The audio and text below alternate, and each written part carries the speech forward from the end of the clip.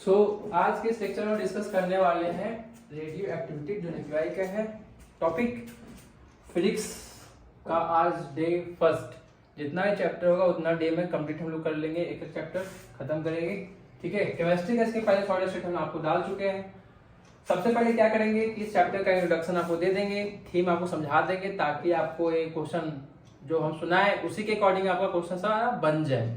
ठीक है, ताकि आपको बनाने में मजा आए। पहले से आप नहीं भी पढ़े हैं तो सुना देंगे थोड़ा सा इजी लैंग्वेज में ताकि आपको अच्छे से समझ में आ जाए। ठीक है, तो स्टार्ट करते हैं रेडियो एक्टिविटी। तो रेडियो एक्टिव एलिमेंट आप तो सुने ही होंगे। रेडियो एक्टिव एलिमेंट होते कौन है? जिस तरह से सोडियम, एल्युमिनियम ये सब आप देखे होंगे ऑक्टेट रूल फॉलो करते ताकि वो अपना स्टेबिलिटी को पा सके। क्या चीज? स्टेबिलिटी को पाता है, राइट। उसी तरह से रेडियो एक्टिव जो है अपना अल्फा पार्टिकल, ठीक है, बीटा पार्टिकल और गामा रे इमिट्स करते हैं ताकि वो अपने स्टेबिलिटी को पा सके। ठीक है, तो इसका डेफिनेशन भी आप लिख सकते हैं। क्लियर? तो अल्फा, बीटा और गामा होते क्या है, ठीक है ना, उसके बारे में डिस्कस करें तो थोड़ा बहुत, तब बाकी चैप्टर ही खत्म हो जाएगा। अल्फा बीटा का गामा का ही खेल है आपको। ठीक है, तो गामा क्या होता है? इलेक्ट्रोमैग्नेटिक वेव होते हैं। ठीक है ना, इसमें कोई मास में चेंजिंग वगैरह नहीं होता है, किसमें? गामा में। लेकिन अल्फा और बीटा ये सब जब इमिट्स होते हैं तो उसके मास में फर्क आता है, उसके वेट में फर्क आता है। ये बात थोड़ा बहुत समझ लें। और चार्जेस भी उससे क्या होते हैं? निकलते हैं। जैसे रेडियो एक्टिव एलिमेंट में क्या बोले आपको, क्या क्या निकलते हैं? अल्फा पार्टिकल, अल्फा डीके होता है उसमें। तो अल्फा डीके होता है तो पहले अल्फा के बारे में जान लें। तो अल्फा के पास चार्ज, अल्फा जो होते हैं किसके जैसे होते हैं? तो हीलियम जैसे होते हैं। ये बात जान लें। हीलियम के पास चार्ज कितना होता है? 2, मतलब सॉरी, हीलियम के पास एटॉमिक नंबर कितने होते हैं? 2। ठीक है, और मास नंबर कितना होते हैं? 4। ठीक है, इसका मतलब कि 2 को प्रोटॉन हो गया, 2 को इलेक्ट्रॉन हो गया और 4 क्या हो गए? मास नंबर हो गया। इलेक्ट्रॉन की बात यहां नहीं करेंगे क्योंकि यहां पर जितना भी जो आप काम करेंगे इस चैप्टर में जो पढ़ना है, जो चैप्टर में सीखेंगे वो सब न्यूक्लियस के अंदर है। ठीक है ना, अभी तक जो हम लोग फिजिक्स में पढ़े थे वो क्या था? आपका न्यूक्लियस के बाहर था, इलेक्ट्रॉन बाहर मूव कर रहे थे, इलेक्ट्रॉन का खेल हो रहा था। यहाँ पर जो हम लोग जितना भी चीज पढ़ेंगे रेडियो एक्टिव के बारे में वो सब जो है न्यूक्लियस के अंदर। न्यूक्लियस के अंदर है क्या? तो न्यूट्रॉन है और प्रोटॉन है। ठीक है, तो न्यूट्रॉन के पास तो भाई कोई चार्ज होते नहीं है, न्यूट्रल होते हैं, और प्रोटॉन जो होते हैं आपके पॉजिटिव चार्ज होते हैं। ठीक है, क्लियर? तो अल्फा जो है आपका क्या है? हीलियम जैसा है। तो आप इतना इसके न्यूट्रॉन और प्रोटॉन के बारे में डिस्कस करेंगे, इलेक्ट्रॉन के बारे में डिस्कस नहीं करेंगे। इसके बाद प्रोटॉन कितने हैं? 2, एटॉमिक नंबर कितने हैं? 2, और मास कितने हैं? 4। अब ये 4 में से 2 घटाते हैं तो क्या निकलता है? न्यूट्रॉन। जैसे सोडियम है तो 23 और 11। ठीक है, 23 में से 11 घटाएंगे तो क्या हो जाएगा आपका? 12। 12 क्या हो जाता है आपका? न्यूट्रॉन। ठीक है, क्लियर? तो यहाँ पर अल्फा के बारे में जान लें कि अल्फा डिके होता है किसी भी रेडियो एक्टिव एलिमेंट से। तो डिके होगा मतलब वहां से निकलेगा अल्फा। तो अल्फा निकलेगा मतलब कि वो कितने न्यूट्रॉन? 2 को न्यूट्रॉन लेके चला जाएगा, 2 को प्रोटॉन लेके चला जाएगा। तो उसका वेट में डिग्री जाएगा, घटेगा नहीं घटेगा? समझ रहे हो बात? समझ रहे हो ना? ठीक है, तो ये निकाल कर वो क्या करता है? अपना स्टेबिलिटी पाता है। कौन? जैसे आप हाइड्रोजन जो है एक इलेक्ट्रॉन देता है, समझ में आ रहा है बात? कोई इलेक्ट्रॉन देकर अपना स्टेबिलिटी को पाता था, याद है? जैसे मान लीजिए कैल्शियम है ना, कैल्शियम तो 2, 8 और क्या लिखते हैं? 2, 8, 8 तो 10, 18 हो गया। 17 क्लोरीन को लिख लीजिए। क्लोरीन पे चार्ज कितना होता है? -1। तो एक इलेक्ट्रॉन जब किसी को दे देता है, नहीं सॉरी, एक इलेक्ट्रॉन तो लेता है ना क्लोरीन, हाँ इलेक्ट्रॉन लेगा तब तो पूरा करता है। एग्जाम्पल ले लो पोटासियम का, है ना, हाँ पोटासियम, क्लोरीन 17, 18 और 19। एक इलेक्ट्रॉन वो दे देगा। चाहे सोडियम एक इलेक्ट्रॉन दे देगा, एक इलेक्ट्रॉन दे देता है तो क्या करता था? वो अपना स्टेबिलिटी पाता था, राइट, किसी को देकर। उसी तरह से रेडियो एक्टिव जो एलिमेंट है बहुत सारे हैं। ठीक है, तो वो अल्फा डीके करते हैं, मतलब इतना न्यूट्रॉन इतना प्रोटॉन क्या कर लेते हैं? निकाल लेते हैं, तब वो अपना स्टेबिलिटी पाते हैं। तो यहाँ जो पूरा खेल है ना वो न्यूट्रॉन और प्रोटॉन का ही है। ठीक है, न्यूक्लियस के अंदर। तो न्यूक्लियस के अंदर कौन से फोर्सेज होते हैं? तो न्यूक्लियस के अंदर न्यूक्लियस फोर्सेज होते हैं, न्यूक्लियर फोर्सेज। और न्यूक्लियर फोर्सेज चार्ज पर नहीं लगते हैं और न कहीं लॉन्ग डिस्टेंस पर लगते हैं, एकदम शॉर्ट लगता है, शॉर्ट, क्योंकि न्यूक्लियस के अंदर सोचो कि एटम है, एटम के अंदर न्यूक्लियस है, राइट। तो न्यूक्लियस के अंदर मतलब कि और छोटा साइज हो गया, तो उसके छोटा है मतलब कि उसका शॉर्ट रेंज होगा, राइट, शॉर्ट रेंज होगा फोर्स लगने के लिए। और वहां पर जो है चार्ज इंडिपेंडेंट होता है, कोई चार्ज पर फोर्स नहीं लगता है। ठीक है, इलेक्ट्रोस्टैटिक क्या होता था? चार्ज पर फोर्स लगता था। क्लियर? अब आते हैं अल्फा हो गया। अल्फा के बारे में याद रखिएगा क्या कि अल्फा का 2 और 4 मास। ठीक है, क्लियर। और उसी तरह से बीटा डीके होता है, बीटा डीके के बारे में बात करते हैं। ये भी डीके होता है, ये भी डीके होता है। बीटा डीके में आपका दो टाइप का होता है, एक बीटा पॉजिटिव और एक होता है आपका बीटा नेगेटिव। ठीक है, बीटा नेगेटिव में क्या होता है ना कि अंदर जो न्यूट्रॉन है, न्यूट्रॉन जो है अपना कन्वर्ट करता है प्रोटॉन में। न्यूट्रॉन जो है अगर नंबर ऑफ न्यूट्रॉन ज्यादा हो जाते हैं तो वो अपना न्यूट्रॉन कन्वर्ट करते हैं किस चीज में, प्रोटॉन में। ये बात ध्यान रखेंगे। और यहाँ पर जो इक्वेशन होता है इसका पहले सिंबल देख लेते हैं क्या है। इलेक्ट्रॉन लिखेंगे, यहाँ लिखेंगे -1, ऊपर लिखेंगे 0। इसका मतलब इस पे चार्ज कितना है, -1 और मास कितने 0। और ऊपर वाला का होता है 1 और 0, मतलब इसका चार्ज कितना है 1 और कितना हो गया 0। इसका जो इक्वेशन हम लिखते हैं बीटा नेगेटिव का, वो आपको लिख रहे हैं। जब बीटा डीके होगा तो कैसे होगा, तो लिखेंगे x। मान लिया कि यहाँ पर a है, ऊपर क्या है आपका z है, x है और नीचे a है एटॉमिक नंबर, सॉरी क्या उल्टा बोल दिया, नीचे क्या हो जाएगा आपका z और ऊपर क्या हो जाएगा आपका a। इस इक्वेशन को भी ध्यान रखेंगे a, क्योंकि आपका बनाने में काम आएगा अभी। ठीक है, तो एक क्या होगा कि इसमें बीटा नेगेटिव डीके होगा। इसका मतलब कि आपका जो है E लिखेंगे, क्या निकलेगा यहाँ से, E पर -1 और ऊपर क्या हो जाएगा 0। E -1 और क्या हो जाएगा 0। ठीक है, E -1 और 0 हो जाएगा। इसका मतलब कि वहां जो Y जो न्यू प्रोडक्ट बनेगा आपका, न्यू एटम का जो बनेगा, जो कन्वर्ट होगा, वो क्या हो जाएगा Z+1। ठीक है, ऐसा लिखना है ताकि इसके साथ बैलेंस करके यही लाया जाए। तो Z+1 1 कट जाएगा तो Z आ गया, ऊपर तो A0 है तो A रह जाएगा। ठीक है, और यहाँ पर एक और चीज होता है, क्या होता है, तो यहाँ पर होता है आपका एंटी न्यूट्रिनो। क्या होता है, एंटी न्यूट्रिनो। एंटी न्यूट्रिनो क्या काम करते हैं, तो मोमेंटम, स्पिन और एनर्जी, ये सबको क्या करते हैं, बैलेंस करते हैं। शॉर्टकट में बोल रहे हैं, आप समझ जाए। ठीक है, ये होते हैं एंटी न्यूट्रॉन, किसमें, बीटा नेगेटिव में। बीटा पॉजिटिव में ऐसा नहीं होता है, यहाँ पर आपका x z होगा, ऊपर a होगा और इसका इलेक्ट्रॉन यहाँ पर +1 होगा, ऊपर 0 होगा, प्लस y जो होंगे वो क्या होंगे, z -1 होंगे, ऊपर a होंगे। और यहाँ पर सिर्फ ऐसा भी सिंबल होता है, इसको हम बोलते हैं न्यूट्रिनो, इसको बोलते हैं हम लोग एंटी न्यूट्रिनो। ठीक है, हम जल्दी से शॉर्टकट में बता दें ताकि आपका ऑब्जेक्टिव से चैप्टर को पकड़ ले, जो पढ़े हैं आपको ये बात समझ में आ जाए। इतना से आपको बहुत सारा ऑब्जेक्टिव हो जाएगा। क्या क्या सीख लिए कि लैम्डा का चार्ज कितना 2 और मास कितने 4। बीटा डीके में दो टाइप का, पॉजिटिव नेगेटिव। ठीक है, इसमें क्या होता है, बीटा नेगेटिव क्या होता है, न्यूट्रॉन से प्रोटॉन में कन्वर्ट होता है और बीटा पॉजिटिव में प्रोटॉन से न्यूट्रॉन में कन्वर्ट होता है। ठीक है, इसमें चार्ज 1 मास 0, इसमें चार्ज -1, इसमें 0। ठीक है, इसमें देखा जाए बीटा नेगेटिव में एंटी न्यूट्रिनो आया है और बीटा पॉजिटिव में क्या है, न्यूट्रिनो आया है। अब एंटी न्यूट्रिनो जो है क्या है, जो शॉर्टकट में समझ जाइए, को बैलेंस करने में काम आता है। ठीक है, क्या करने में काम आता है, मेरा एक खुल गया, क्या काम करने आता है, क्या में काम आता है, बैलेंस करने में काम आता है। ठीक है, एनर्जी को बैलेंस करने में काम आता है, मोमेंटम को बैलेंस करने में काम आता है। ठीक है, जिस तरह से इक्वेशन को बैलेंस करते हैं ना, इक्वेशन को यार, उसी तरह से ये एनर्जी को बैलेंस करता है। ठीक है ना, सिर्फ एनर्जी को ही नहीं, एनर्जी, मास और मोमेंटम को बैलेंस करता है। ठीक है, चलिए, तो इतना काम हो गया। एक और चीज होता है क्या, गामा रे। अरे गामा रे है कौन सा रे, इलेक्ट्रोमैग्नेटिक वेव। जिस तरह से आप बोहर्स में पढ़े थे ना, वहां पर कि हायर ऑर्बिटल से लोअर में जाता था तो एक फोटोन एनर्जी इमिट्स करता था, राइट, एनर्जी इमिट्स करता है। जैसे हम बहुत ज्यादा खेल लिए तो मेरा एनर्जी क्या हो जाएगा, लो हो जाएगा, समझ गए ना। लेकिन हमें कोई फर्क हुआ नहीं, हम जैसे हैं वैसे ही रहेगा। तो मास में कोई चेंजिंग नहीं आएगा, ना कोई चार्ज है ना मास है। मतलब गामा जो है क्या होता है, ना इसके पास चार्ज होता है ना मास होता है, ये भी याद रखेंगे, ना इसके पास चार्ज होता है और ना मास होता है, ये बात ध्यान रखिए। ओके, अब चैप्टर में आते हैं। अब जैसे जैसे होगा, ये चैप्टर हो गया, अब क्या हो गया ना, आपके पास कुछ हो गया। अब इससे क्या होगा कि आपका सारा ऑब्जेक्टिव क्लियर हो जाएगा। ठीक है, चलिए, तो न्यूक्लियर फोर्स कहाँ लगता है भाई, न्यूक्लियर फोर्स लगता है न्यूक्लियस के अंदर। ठीक है, तो न्यूक्लियस के अंदर फोर्स लगता है भाई, तो यहाँ पर कौन सा लगेगा, strong, short range and charge independent force है। ठीक है, तो यहाँ पर आपका क्या हो जाएगा, स्ट्रॉन्ग तो है ही, राइट, किससे स्ट्रॉन्ग है, इलेक्ट्रोस्टैटिक से भी स्ट्रॉन्ग है। याद है, इलेक्ट्रोस्टैटिक का 9 10 के पावर 9, लेकिन यहाँ पर क्या है, स्ट्रॉन्ग है, उससे भी ज्यादा है, स्ट्रॉन्ग है, शॉर्ट रेंज होता ही है, साथ साथ एंड चार्ज इंडिपेंडेंट। इसमें क्या होता है, कोई चार्ज डिपेंडेंट नहीं होता है। ठीक है, तो ऑप्शन तो हमको यही सही लग रहा है, बाकी ऑप्शन देख लेते हैं। इसमें चार्ज इंडिपेंडेंट, ये तो सही लग रहा है। अट्रैक्टिव एंड लॉन्ग रेंज तो था नहीं भाई, शॉर्ट रेंज है क्योंकि न्यूक्लियस के अंदर है।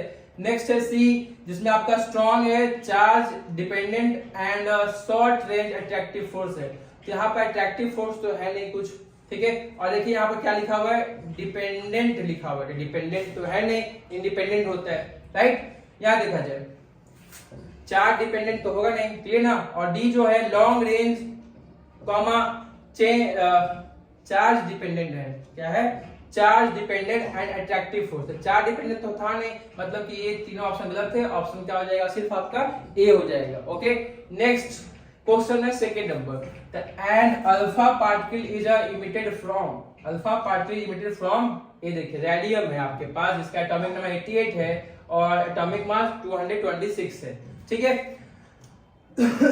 तो इसका पूछ रहा है कि उससे क्या निकल गया, अल्फा पार्टिकल निकल गया। तो अल्फा पार्टिकल निकल गया, इसका मतलब क्या, हीलियम निकल गया, ऐसे समझ जाओ।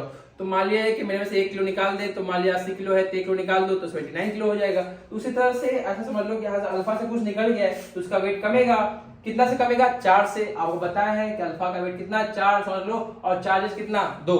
तो 2 चार्ज घटा दो और वेट कितना घटा दो, 4 घटा दो, ठीक है। तो यहाँ पर देखा जाए आपके पास देखो एटॉमिक नंबर 88 है, तो 4 घटा दो कितना, 2। तो 2 घटाओ तो कितना हो जाएगा, 86।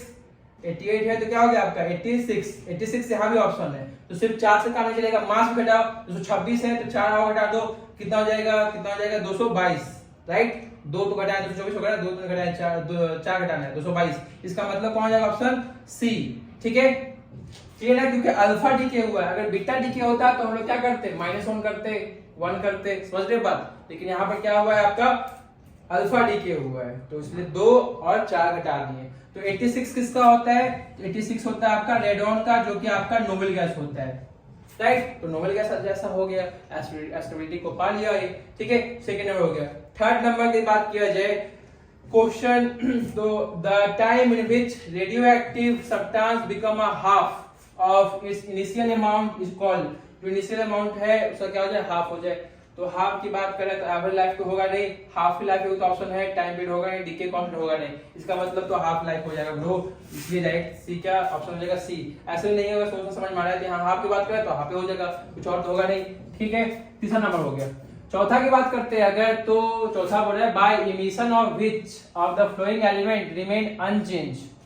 क्वेश्चन समझ रहे हैं, by emission of which of the following element remain unchanged, मतलब निकले अल्फा डीके हो जाए या बीटा डीके हो जाए या फिर गामा रे निकले, तो उसमें क्या हो रहा है कि उसमें अनचेंज होना चाहिए, कोई चेंजिंग नहीं आना चाहिए। तो अभी बताया अल्फा निकलेगा अगर तो चेंजिंग तो होगा, बीटा निकलेगा तभी चेंजिंग होगा, चाहे पॉजिटिव निकले चाहे नेगेटिव निकले, चेंजिंग तो होगा ना, चार्ज में चेंजिंग आ जाएगा। लेकिन गामा जो आपको बताया, इसमें आपको बताया कि ना चार्ज होता है ना मास होता है, इसका मतलब कि अगर गामा निकलेगा तो कोई चेंजिंग नहीं होता है, ठीक है। वो सिर्फ क्या होता है ना कि एक्साइटेड स्टेट से ग्राउंड स्टेट में चला जाता है, ठीक है। इसलिए ऑप्शन क्या हो जाएगा आपका, ऑप्शन हो जाएगा क्या भाई, डी हो जाएगा। इसका मतलब चौथा का हो गया डी। क्लियर है, डन। नेक्स्ट चलते हैं। The helium atom does not contain, अब एक क्वेश्चन आ रहा है जो बोल रहा है helium atom does not contain, 2 proton तो रहेगा ही, 2 प्रोटॉन 2 इलेक्ट्रॉन तो है ही, ठीक है। और क्या है, 2 न्यूट्रॉन है, तो 2 न्यूट्रॉन तो होगा ही, 4 2 न्यूट्रॉन होगा ही। 6 न्यूक्लियॉन्स क्या है, तो 6 न्यूक्लियॉन्स ये ऑप्शन हो जाएगा, डज नॉट कंटेन, ऑप्शन क्या हो जाएगा, सी। और न्यूक्लियस का मतलब क्या होता है, न्यूक्लियस का मतलब होता है कि एक न्यूक्लियस के अंदर न्यूट्रॉन और प्रोटॉन का जो नंबर हुआ उसी को हम बोल देंगे न्यूक्लियस। जैसे हीलियम में बात किया जाए इसमें न्यूक्लियस कितने हैं, तो 2 हैं, समझ गए, 2 न्यूट्रॉन है और 2 क्या है, प्रोटॉन, 4 हो जाएंगे टोटल, ठीक है। क्लियर बात, न्यूक्लियस किसको बोलते हैं, न्यूट्रॉन और प्रोटॉन को बोलते हैं, क्लियर। चलिए तो यहाँ पर तो 6 न्यूक्लियस गलत हो जाएगा क्योंकि आपका डज नॉट बोल रहा था। चलिए नेक्स्ट क्वेश्चन नंबर 6 है, इसमें बोल रहा है क्या आपका कंप्लीट द सीरीज बोल रहा है, राइट। तो यहाँ पर देखा जाए तो यहाँ पर देखिए 0 है +1 है, इसका मतलब कि बीटा पॉजिटिव डीके हो रहा है, बीटा पॉजिटिव हो रहा है, राइट। तो बीटा पॉजिटिव हो रहा है तो बीटा पॉजिटिव हो रहा है तो यहाँ पर फिल करना है, समझ गए। और इसमें आपको हम बताया कि बीटा पॉजिटिव में क्या होता है, यहाँ पे Z-1 होता है, ये भी ध्यान रखेंगे। और साथ साथ यहाँ देखिए V जैसा डायग्राम बना हुआ है, इसका मतलब न्यूट्रिनो क्या होता है, न्यूट्रिनो।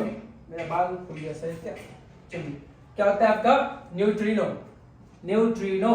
तो ऑप्शन है न्यूट्रिनो, कंप्यूटर सीरीज, यहाँ पर न्यूट्रिनो छूट गया था ना, तो ऑप्शन क्या हो जाएगा, ए, न्यूट्रिनो छठा का ए, क्लियर। वही अगर यहाँ पर जेड के जो प्लस वन है यहाँ माइनस वन होता और यहाँ पे जेड प्लस वन होता तो क्या हो जाता, एंटी न्यूट्रिनो हो जाता। ठीक है, क्लियर। नेक्स्ट है 7। तो 7 है आपका and nuclear relation there is a conservation of. तो ये क्या बोल रहा है भाई साहब, in nuclear reaction there is a conservation of.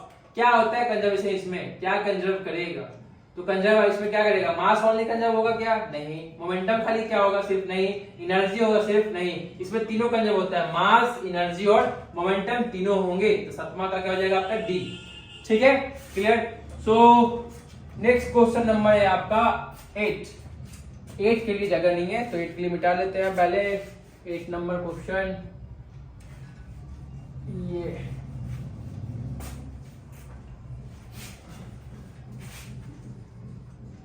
Question बोल रहा है 8 नंबर की द इक्विवेलेंट एनर्जी ऑफ ए ग्राम। तो 1 ग्राम के इक्विवेलेंट आप कौन सा एनर्जी को लिख सकते हो, समझ रहे हो क्वेश्चन। इक्विवेलेंट एनर्जी मतलब 1 ग्राम है तो 1 ग्राम को आप किस जगह में चेंज करना है, इक्विवेलेंट एनर्जी में।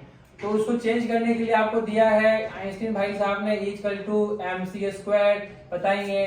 तो E बराबर हो गया, मास कितना बोला 1 ग्राम, तो इसको केजी में चेंज करेंगे तो 10 के पावर -3 हो जाएगा। C है लाइट, इसका मतलब लाइट का स्पीड 10 के पावर 8 का स्क्वायर। ठीक है, यहाँ देखा जाए तो 8 दूनी 16 हो गया, 16 में से 3 गया तो 13 बचा, मतलब 10 के पावर 13। तो 10 के पावर 13 कहाँ है, यहाँ भी है, यहाँ भी है, और यहाँ भी है। ये तो ऑप्शन कट गया। और देखिए जाए तो 3 3 9, यहाँ 6 है, यहाँ 3 है, 6 है, मतलब ऑप्शन क्या हो जाएगा ए। ठीक है, इसी में अगर यहाँ 1 ग्राम ना देकर, यहाँ पर 1 ग्राम ना देकर 1 AMU देता, क्या देता 1 AMU। तो 1 AMU जानते हैं 1.6 10 के पावर -24 ग्राम, राइट।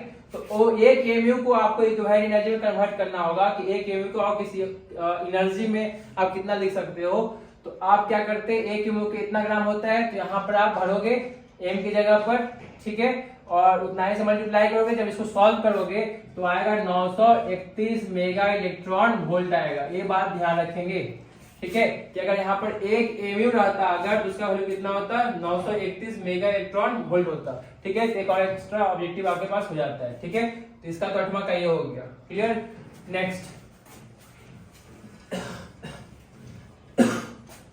Next question number 9।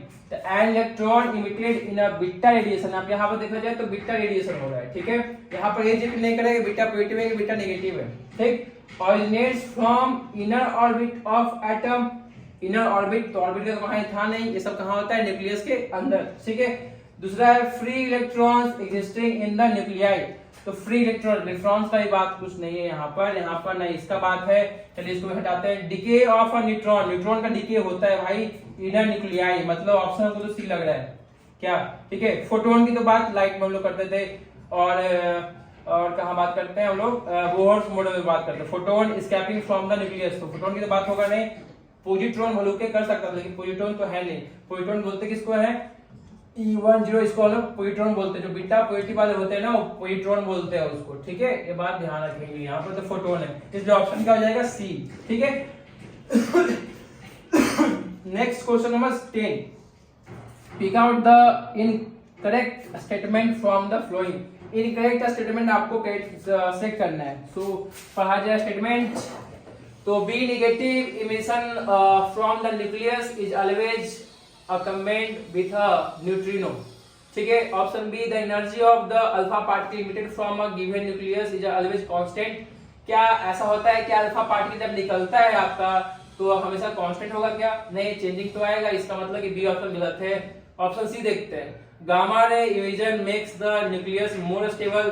तो गामा रे आपका स्टेबिलिटी प्रदान करता है। गामा रे किससे निकलता है, ताकि वो स्टेबिलिटी पा सके। ठीक है, तो हमको कहेंगे सी तो सही लग रहा है। चलते चौथा देखते हैं। Nucleus force is charge independent. तो न्यूक्लियस फोर्स जो है वो भी चार्ज इंडिपेंडेंट है। ठीक है, ये भी सही लग रहा है। बोल रहे हैं क्या, इनकरेक्ट स्टेटमेंट। इनकरेक्ट स्टेटमेंट क्या है, स्टेटमेंट तो भी सही है, ये भी सही है। ऑप्शन बी देखते हैं। ऑप्शन बी पढ़ लिए। हाँ, the energy of the alpha particle emitted from the given nucleus is always constant. तो ऑप्शन हो गया कौन सा, बी। ये कांस्टेंट तो होता नहीं है, चेंजिंग आएगा ही आएगा। ठीक है, beta emission from the nucleus is always accompanied with a neutrino. Neutrino तो होता है, बीटा नेगेटिव क्या करता है, न्यूट्रिनो होता है। ठीक है, the energy of the alpha particle emitted from a given nucleus is always constant. Energy of the alpha particle emitted from a given nucleus is always constant. ठीक है, हाँ क्लियर। बीटा निगेटिव, कहीं कुछ confusion नहीं है। Beta negative क्या करता था आपका? बीटा निगेटिव था एक, बीटा पॉजिटिव था, राइट। तो beta negative the energy of the alpha particle emitted, the energy of the alpha particle emitted from a given nucleus is always constant. The energy of the alpha particle emitted from a given nucleus is always constant. I think ये कुछ ठीक लग रहा है option. I think यहाँ पर ए देखा जाए तो बी निगेटिव है। Emission from the nucleus is always accompanied with a neutrino. यहाँ पर बीटा निगेटिव का अभी आपको एग्जांपल दिए थे। तो बीटा निगेटिव में क्या था आपका कि x था, इधर आपका z था, ऊपर a था, राइट। ठीक है, तो यहाँ पर हम लोग जो चेंज लाए थे e-1/0, और यहाँ पर जो आपका यहाँ पर लिख रहे थे, क्या लिख रहे थे आपको? एंटी न्यूट्रिनो होता था, राइट। यहाँ पर है क्या? न्यूट्रिनो है। तो ऑप्शन क्या होना चाहिए? ऑप्शन ए होना चाहिए। ठीक है, चलिए तो ऑप्शन बी नहीं होगा। ठीक है, तो ये क्वेश्चन क्या बोल रहा है? Energy of the alpha particle. तो अल्फा पार्टिकल निकलने के बाद क्या होता है? उसका न्यूक्लियस जो होता है क्या होगा? कांस्टेंट ही होगा। ठीक है ना, क्लियर।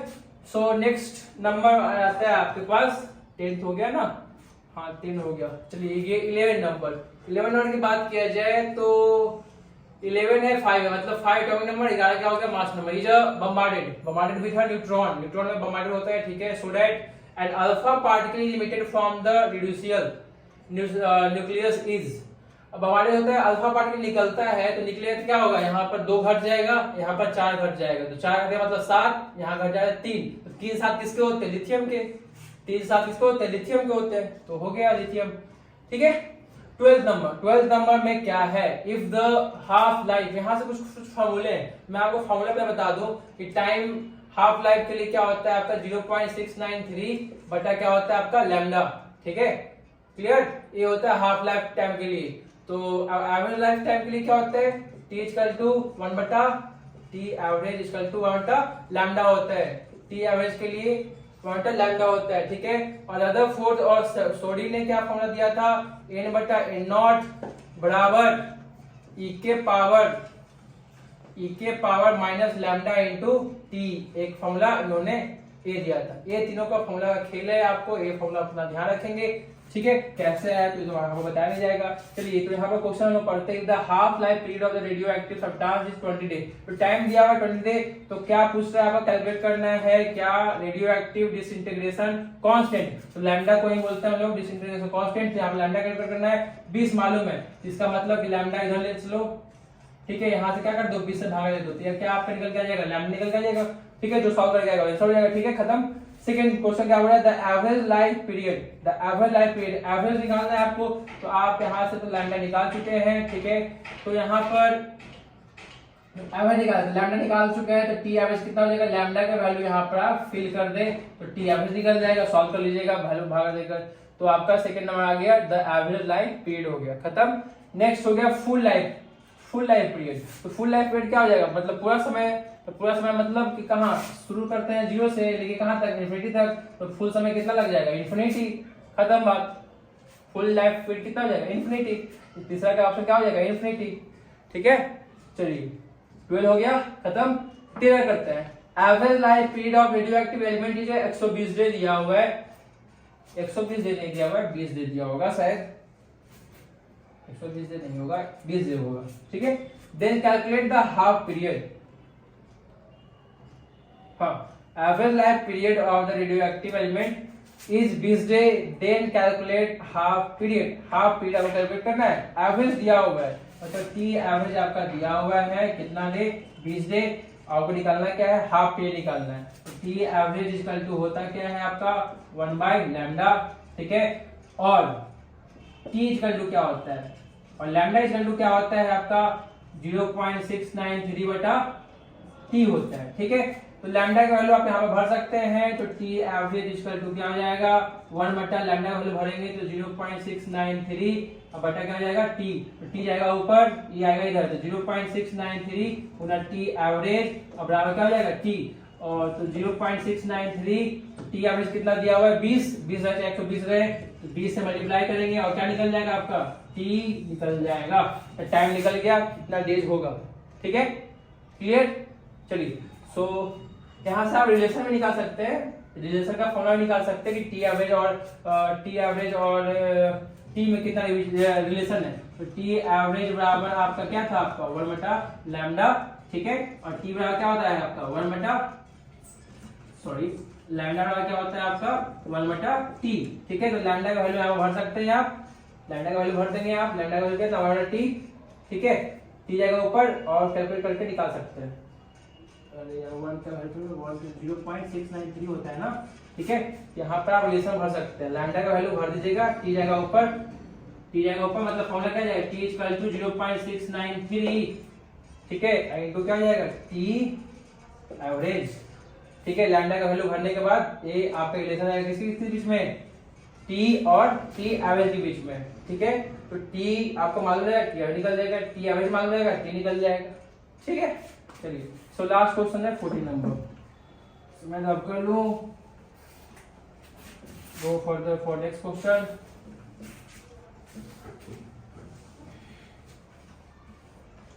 ये फॉर्मूला कौन देते हैं रदरफोर्ड और फोर्डी ने, n/n0 बराबर E बराबर minus lambda by T. n0 is a initial और n इज अ अनडिके रेडियोएक्टिव जो न्यूक्लियस थे। ठीक है, हाँ 40 नंबर क्वेश्चन क्या बोल रहा है, the half life period of a radioactive element is 3.8 days. ठीक है, हाफ लाइफ पीरियड दिया हुआ है आपको, मतलब टाइम दिया हुआ है। Calculate after how many days only the 120 पता है 1/20। जो क्वेश्चन बोल रहा है उसको कर लेते हैं, 1/20 बोल रहा है of the element will remain undecayed बोल रहा है, रिमेन अनडिके जो अनडिके हो गया है तो ये जो है वो क्या कहलाता है अनडिके ही कहलाता है। ठीक है, चलिए तो पहले लोग क्या कर लेते हैं जो डे दिया हुआ उसके हिसाब से हम लोग टाइम निकाल लेते हैं। टाइम निकाल देंगे 0.693 बटा क्या लैम्डा। ठीक है, क्लियर। तो the half life period of radioactive element जितना डे दिया हुआ है टाइम भर लेंगे, तो लैम्डा को इधर लिख लेते हैं, पहले लैम्डा इधर लिख लेते हैं, डे कितना दिया हुआ है 3.8, तो यहाँ से क्या निकल जाएगा आपका लैम्डा निकल जाएगा।